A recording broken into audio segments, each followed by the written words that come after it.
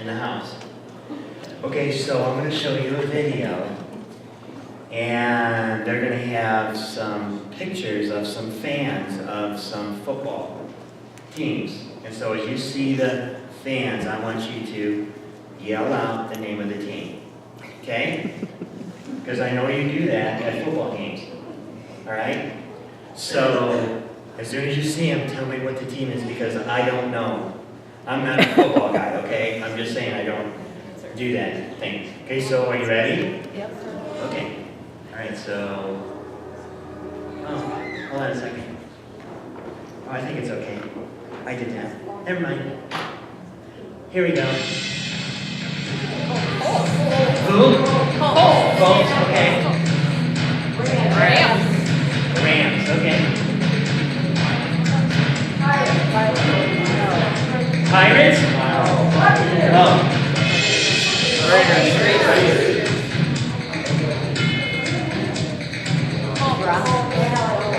Dallas?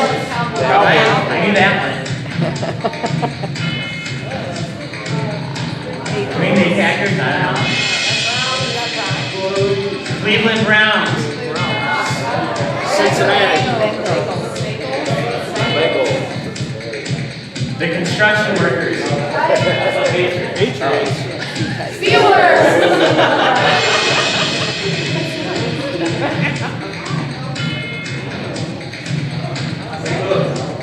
Who's that? Duh. It's Redskin. Seahawks.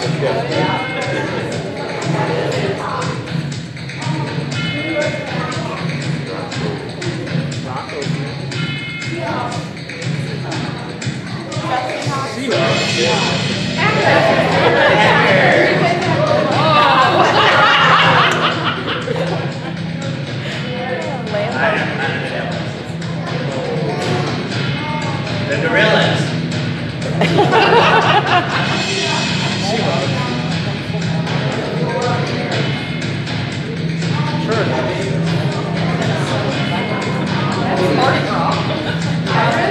Who's that? Oh, Raiders. Buffalo Bills.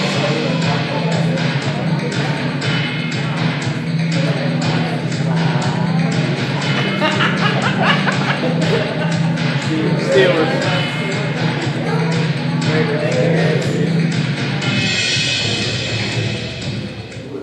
Okay, so other than having way too much time on their hands, okay, these are examples of football fans.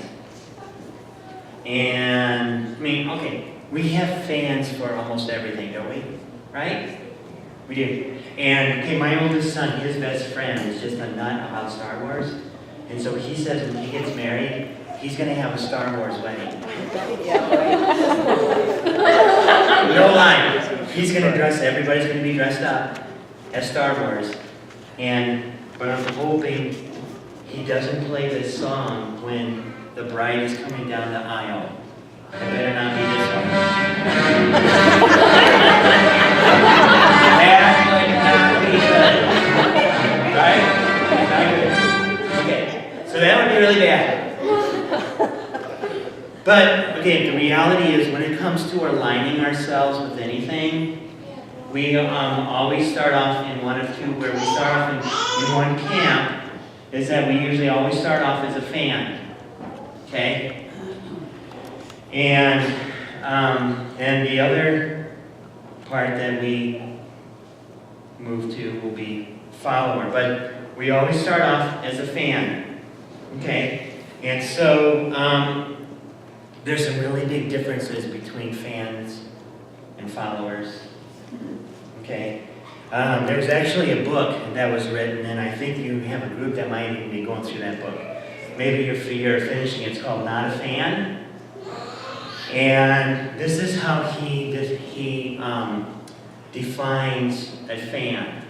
Okay? He defines a fan as this: an enthusiastic admirer. That's a fan. An enthusiastic admirer. Okay? And he actually goes into describing this. Listen to how he describes an enthusiastic admirer. He goes, it's the guy who goes to a football game with no shirt and a painted chest, right? He sits in the stands, cheers for his team. He's got a signed jersey hanging on his wall at home and multiple bumper stickers on the back of his car, right? But he's never in the game. He never breaks a sweat. He never takes a hard hit in the open field. He knows all about the players and can rattle off their latest statistics, but he doesn't know the players. He yells and cheers, but nothing is really required of him. There's no sacrifice he really needs to make. And the truth is, as excited as he seems, if the team he's cheering for starts to let him down and has a few off seasons, his passion seems to wane pretty quickly. And after several losing seasons, guess what? You can expect him to jump off that fan wagon for that team and jump onto another one. He's an enthusiastic admirer. Okay. And then he says, I think Jesus has a lot of fans these days. Fans who cheer him when things are going well, but who walk away when it's a difficult season. Fans who sit safely in the stands cheering, but they know nothing of the sacrifice and pain of the field. Fans of Jesus who know all about him, but they don't know him. But here's the thing. Jesus was never interested in fans. He was never interested in fans. And when he describes the kind of relationship he wants to have with us, enthusiastic admirer is not part of the equation. Okay? Okay, so I'm going to get on my little soapbox here for a second, okay? Here's my concern. Is that in our culture, we have bought into this idea, this fan idea of being a Jesus follower, or a fan of Jesus so much that our sanctuaries are becoming stadiums. Where every week all the fans come into the stadium and they cheer for Jesus, but they have no interest in really following him. No interest in following him. In fact, here's the biggest lie that I think is really happening throughout our culture, is that you can call yourself a Christian, but you don't really have to follow Jesus. Okay? Jesus fans want to get close enough to Jesus to get all the benefits, but not so close that it requires anything from them. And here's what you need to know. The Bible is full of individuals that started off as fans and moved to followers. And when Jesus came on the scene, he had a lot of fans, including a guy named Nicodemus. And so this is what I want you to do. I want you to open up your Bibles to the book of John, chapter 3.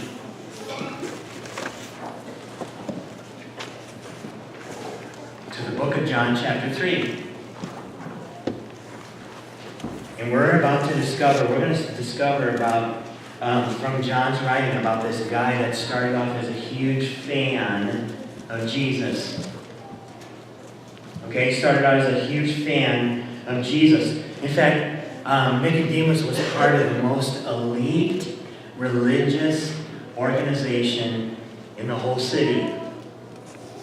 He was part of the Sanhedrin, which was the top of the top. And what's been happening is he'd been listening to Jesus' teaching. He heard about his miracles. He probably even witnessed some of the miracles. And so he started to become a huge fan of Jesus, which at this point was very safe. All right, so we're going to look Starting in chapter 3, we're going to look at verses 1 and 2. Listen to what this says. It says, there was a man named Nicodemus, a religious leader who was a Pharisee. After dark one evening. Okay, stop right there. This is key to this whole story. That Nicodemus came at night. Because you need to understand, his whole reputation is on the line. His whole reputation is on the line. He had a lot to lose. He had a lot to lose. At the very least, his position in the Sanhedrin. Okay?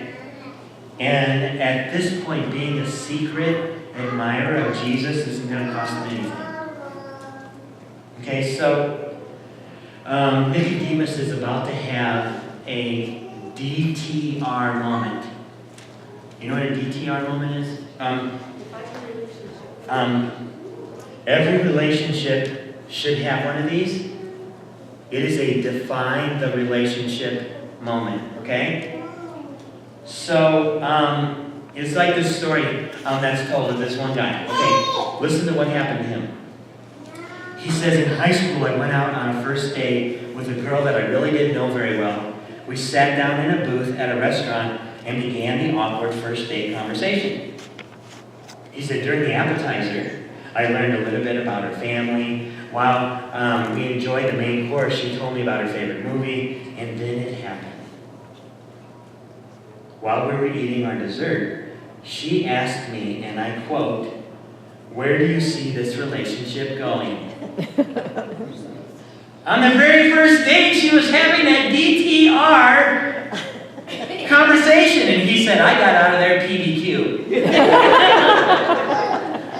And I never asked her out on a date again. Okay?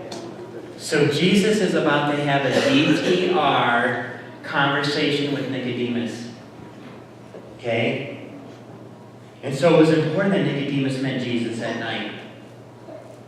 That way no one's going to ask any questions. And maybe he could start a relationship with Jesus at night. And that way it's not going to affect his job or his family or disrupt his life much at all.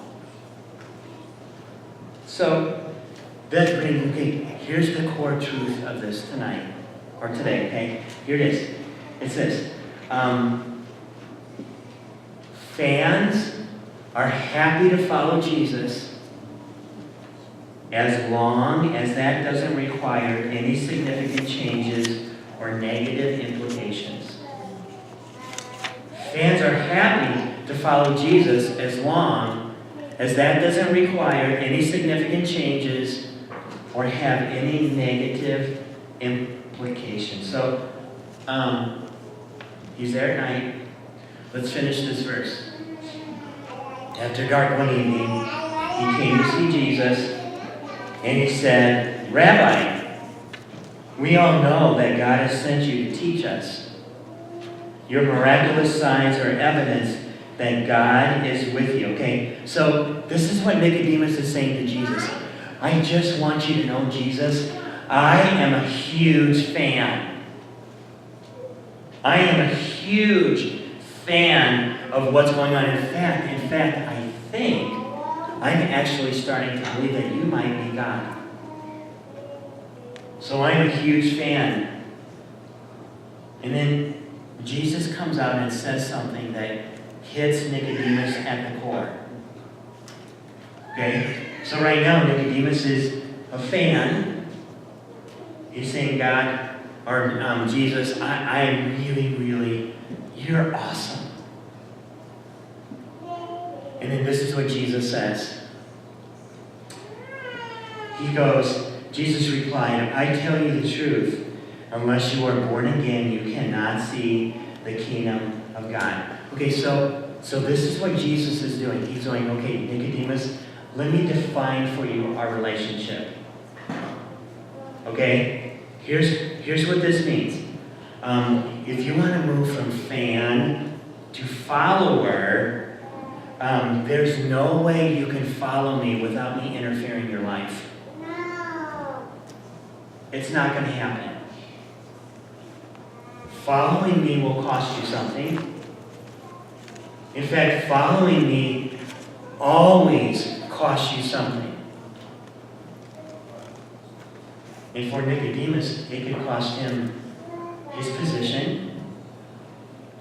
It could cost him respect of his co-workers. It could cost him his source of income and livelihood. It could cost him his friendships. It could even cost him his family relationships.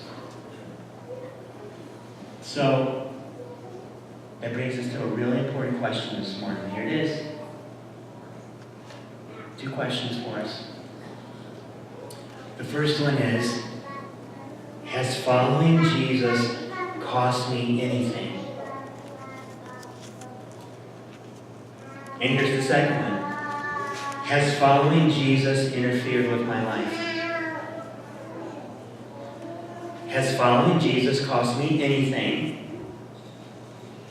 And has following Jesus interrupted or interfered with my life? So, because here's the thing. Jesus doesn't want to just come into your life and just kind of do a couple things. Because for some of us, that are fans of Jesus, we think, okay, Jesus wants to come into my life and he wants to just do some touch-up work. Okay? I might cuss once in a while, or maybe I'll watch something I really shouldn't, or some of those nutty things. And so could you just touch up some of those little things? But the reality is that Jesus doesn't want to come into your life and just touch up things. He wants to come into your life and he wants to do a complete makeover from start to finish. That's what Jesus wants to do. That's why he came. He didn't come to just touch up your life. Or another way to look at it is, being a fan of Jesus means we just want Jesus to come and give us a little bit of a tune-up. Okay, anybody that has a car here, you know that, getting a tune-up once in a while is really important, But here's the thing about a tune-up. They don't fix everything. They don't dive real deep. They just do a couple things to keep you running, right? But the reality is, Jesus, when he gets into your life, he doesn't want to do a tune-up. He wants to do a complete overhaul. That's what Jesus wants to do. In fact, I had a van once, and we kept having problems with it, and we kept getting tune-ups until it came to the point where the mechanic goes, look, a tune-up's not going to work anymore. We have to do a complete overhaul on your engine, and now instead of it costing $120, now it's going to cost you $3,700. But it won't be like having a brand new engine. You need to get overhauled. And so when Jesus is talking about the difference between fan and follower, he's talking about something that is complete, that takes place inside of us. And so Jesus goes in to explain that I'm not just here to inspire you, I'm here to actually change you. So Jesus goes to explain to Nicodemus that just as everyone is born physically, there's a moment when we're born spiritually. And so it's to Nicodemus that he says probably the most well-known verse in the whole Bible. And it's during this conversation. Okay? And I'll bet some of you can probably quote this verse. And it's John chapter 3, verses 16 and 17. This is what he's saying. He said, "For God so loved the world, he loved him so much, that he gave his one and only Son, so that everyone who believes in him will not perish, but have everlasting life." And then he goes into verse 17. He says, "God sent his Son into the world, not to judge the world, but to save the world through him." And so Jesus is saying, okay, look, Nicodemus, I'm really glad that you're a fan. I'm really glad you're a fan. I don't want fans. I don't want fans. I want followers. And if you want to be one of my followers, you're going to have to make a commitment. If you want to move from fan to follower, it's going to take a commitment. So the conversation ends. We don't hear anything else about Nicodemus until chapter 7. Why don't you turn there? Turn to John chapter 7. And by this time, Jesus' fan base is just increasing. All right? And it's making the religious leaders really nervous.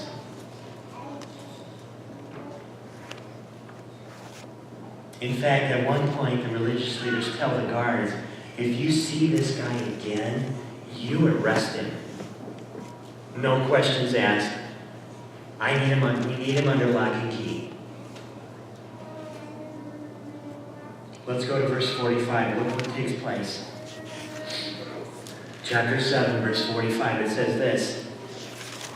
When the temple guards returned without having arrested Jesus, whoops! The leader of priests and Pharisees demanded, why didn't you bring him in?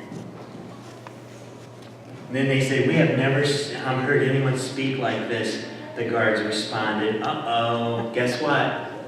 They're starting to become fans. They're starting to become fans.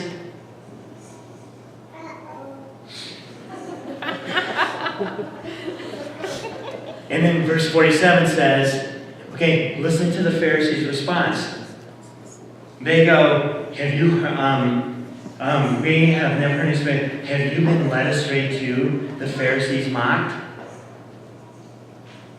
And then it says, is there a single one of us rulers or Pharisees who believes in him? Now, you need to understand, in that crowd, guess who's standing there? Nicodemus. And so they just asked, is there any one of us rulers or Pharisees who believes in him? And then 49 says, this foolish crowd follows him. They're fools. They're fools. But they are ignorant of the law. God's curse is on them. Okay, so at this point, Nicodemus has a decision to make. He's in the midst of this crowd. The Pharisees just said, is there any one of us here? Now, Nicodemus has a decision to make. Will I keep my mouth shut as a fan? Am I going to keep my mouth shut as a fan? Or will I say something and actually I'm going to start to move toward being a follower? Listen to what Nicodemus says. Then Nicodemus, the leader who had met Jesus earlier, spoke up. Uh-oh. He says, is it legal to convict a man before he is giving a hearing, he asked. They replied, are you from Galilee? Which is a huge slam, by the way. Are you from Galilee too? Search the scriptures and see for yourself. No prophet ever comes from Galilee. Okay, now the cat is out of the bag. He is the only one who stands up for Jesus. Now he's going to be labeled. Nicodemus just went public. Do you know how when you have baptisms, right? Okay, you're going public. Nicodemus just went public. For him, he no longer wanted to be a fan. He doesn't want to be a fan anymore. He's like, I'm going to move to be a follower now. I am no longer going to be a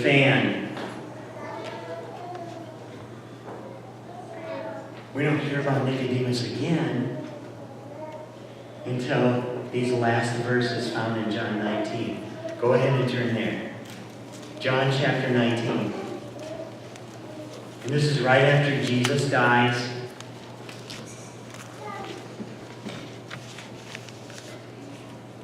And at this point, Nicodemus, he doesn't care about his reputation or his future. At this point, he is all in for Jesus. He is an all-in Jesus follower now. Jesus was crucified. They took his body down, and a guy named Joseph of Arimathea comes to get his body.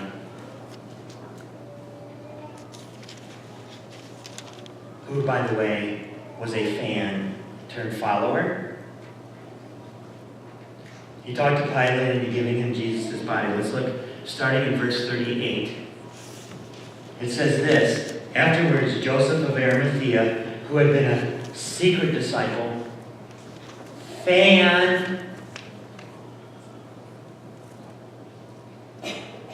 because he feared the Jewish leaders, asked Pilate for permission to take down Jesus' body. But when Pilate gave permission, Joseph came and took the body away. With him came Nicodemus, the man who had come to Jesus at night. Okay, by the way, by now everybody knows. They all know. Nicodemus now has a reputation that he spends time with Jesus. He brought 75 pounds of perfumed ointment made from myrrh and aloes. And so, at this point, Jesus is like, I'm going public.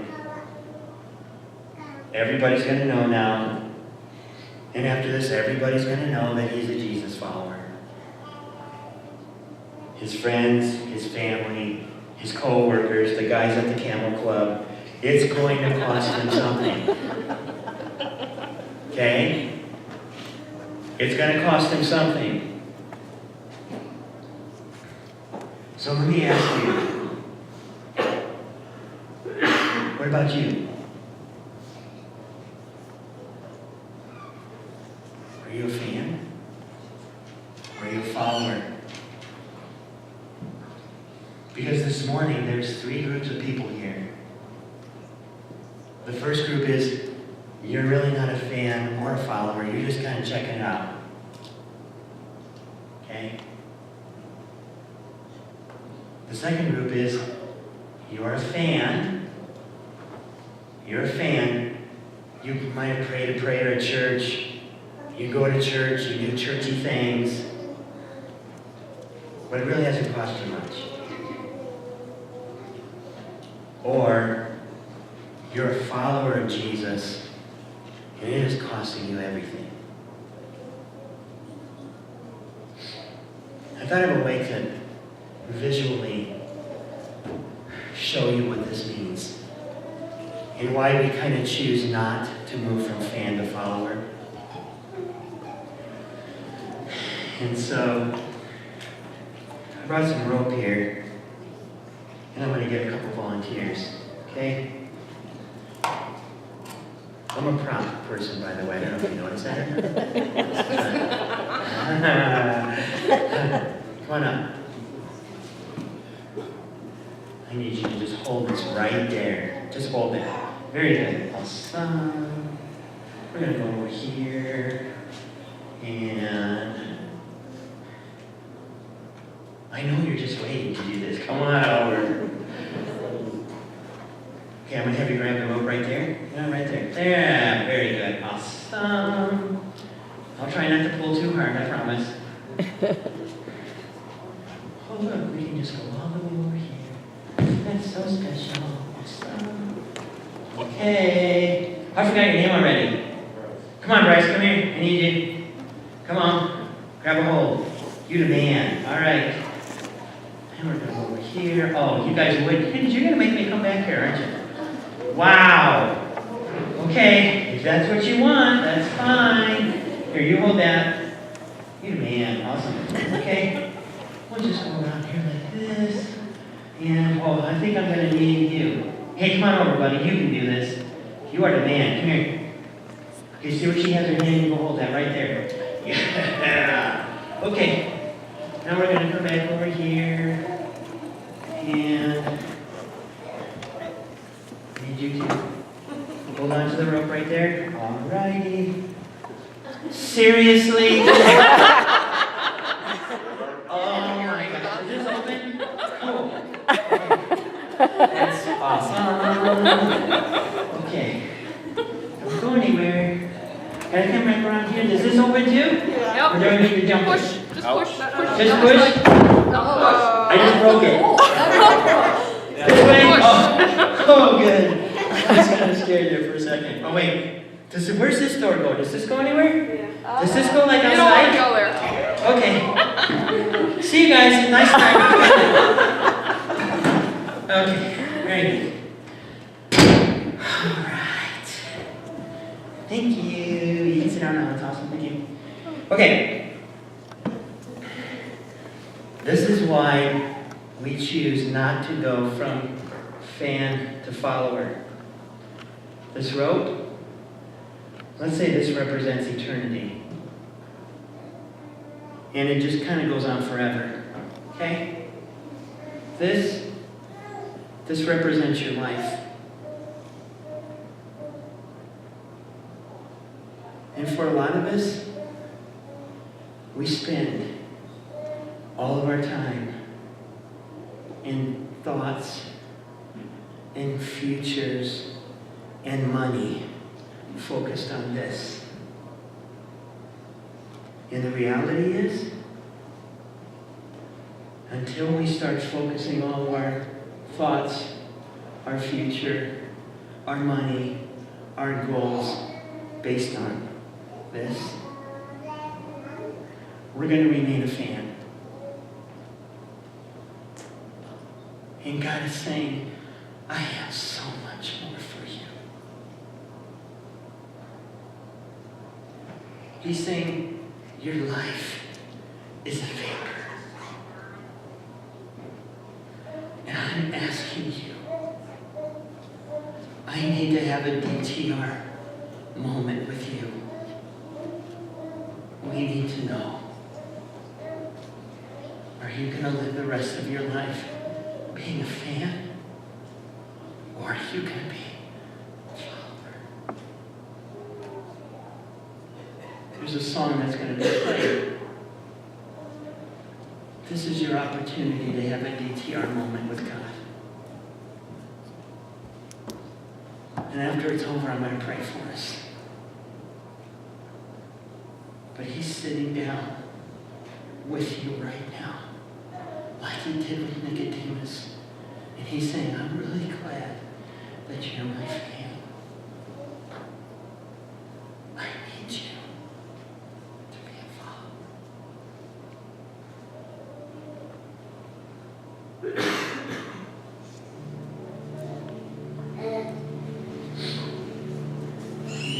Take my life.